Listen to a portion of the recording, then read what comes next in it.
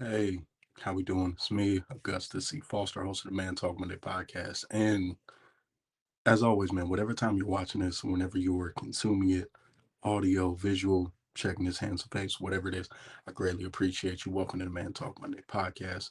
Today, the power of showing up. As usual, in the words of every Kojic pastor, I'm not going to be before you long, but man, I pray your week has been well. Hope everything is gone smooth. I pray that God has blessed you.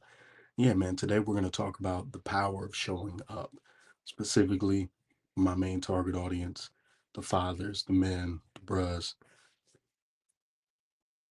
Showing up, what is that? It's the first question because I always like asking, what does that look like?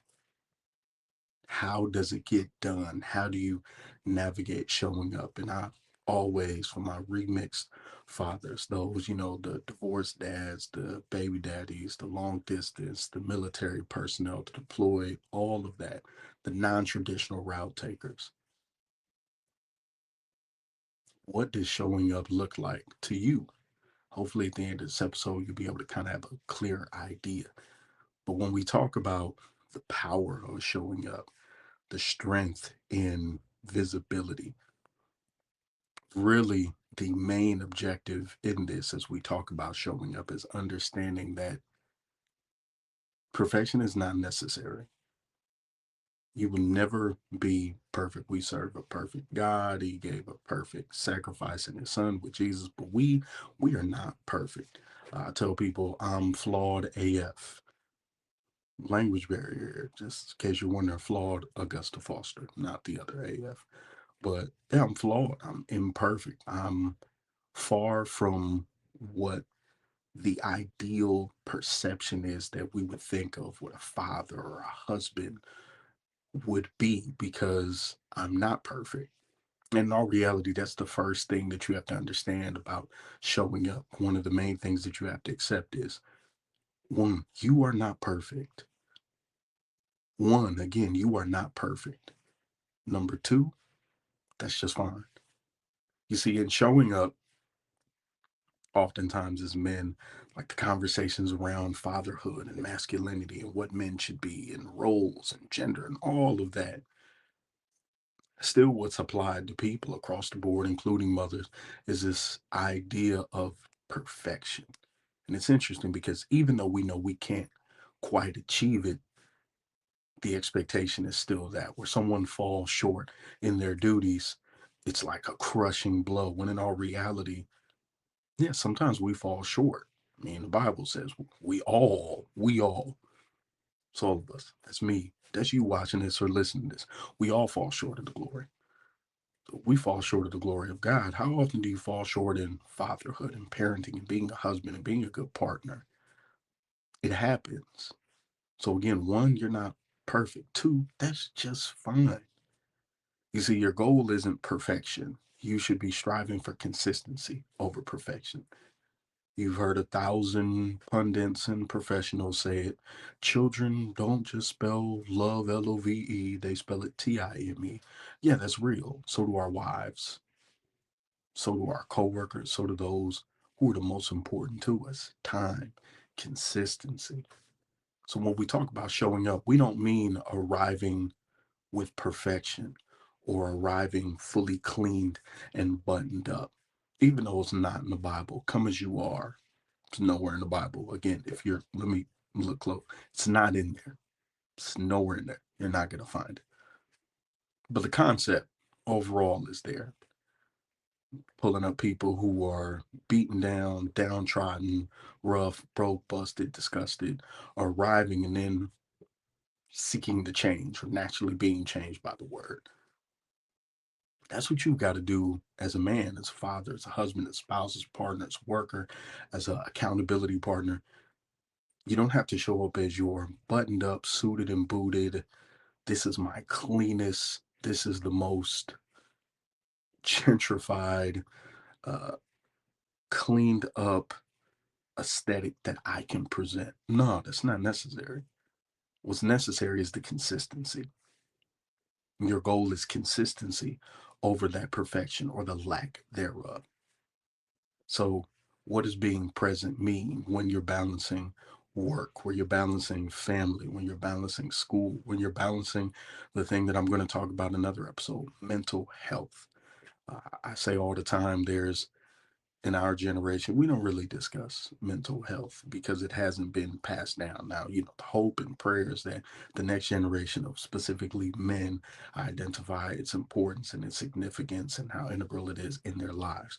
Until then, all we could do is live out those things, practicing mental health and self care and emotional intelligence. We could set the standard, shift it, change it. That being said, how do you show up when you're stressed, when you're tired, when it's a long day of work? You see, this is where the perception again comes. The idea is you've gone to work, you've paid all the bills, you've done everything you needed to do, and you should still be able to come into the house and do all of your husbandly, or for the ladies, listen, wifely duties. And that's hard. It's very difficult. There are days I come in and I'm tired. I don't want to talk to nobody. I just want to go to sleep. Then there are other days where I recognize, I really haven't given the missus any time. I haven't had just that late night sit down, not venting session, but just connecting, just talking about the day, listening, planning. There are moments where I go, man, I haven't. Prime example, last week it was I shifted some meetings, moved some stuff around, and the goal I did it for that day, the sole purpose I did it for that day was I recognized my daughter really liked this book. And we get it from the library and we've been rotating, getting it in and out.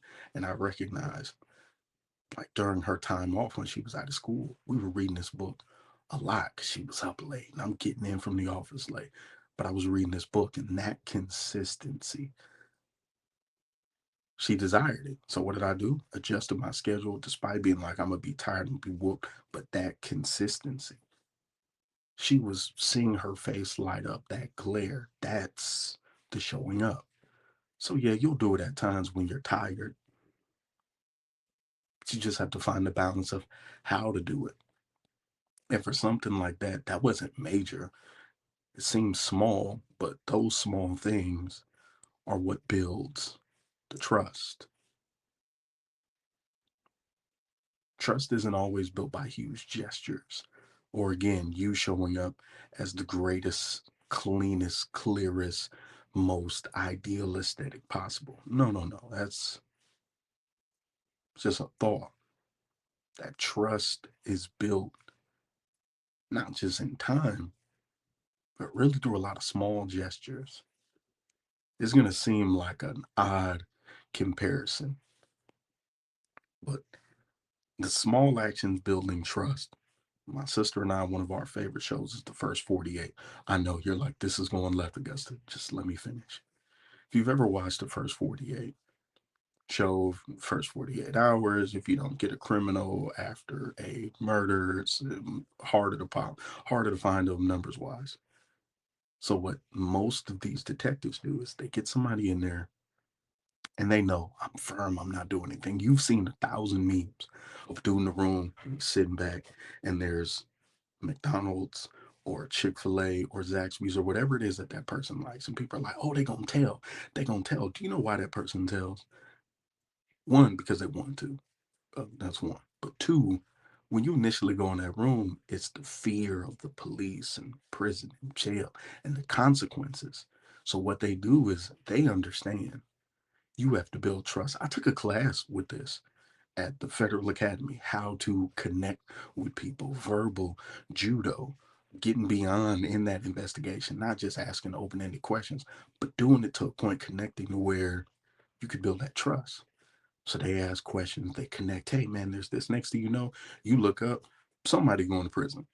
And there's a nice plate of Zaxby's right there. But that trust, it's a small act, but it's trust. Me reading that book to my daughter, small act trust. Every year to this day, my kids still remind me. They go, yeah, Dad, we're going to the fair. Remember where we used to go to the fair? But that consistency, that small thing. To me, taking them to the fair, Knott's Berry Farm, going wherever, doing those things, reading to them at night, that consistency, that showing up, even though now they're all teens and preteens, they're like, yeah, no, I remember that.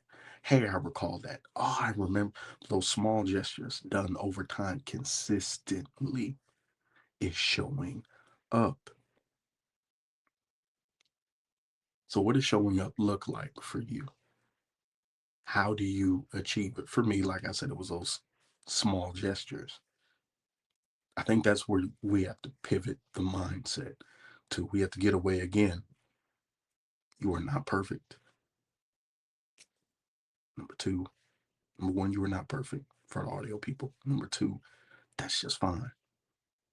The goal in showing up is not to keep showing up until it's perfect. The goal in showing up is showing up. And as you're listening to this or as you're watching this, I need you to understand that. Anybody in here who's watching or listening, however you're consuming this media or content, if you participated in sports, I tell people I remember playing high school and I was never a 5 star or 2 star dude. I was a serviceable, decent player. Started late, decent player. That was it. But never was this kid's going to be all that. No, but my goal was every day in practice, every game, show up and get better.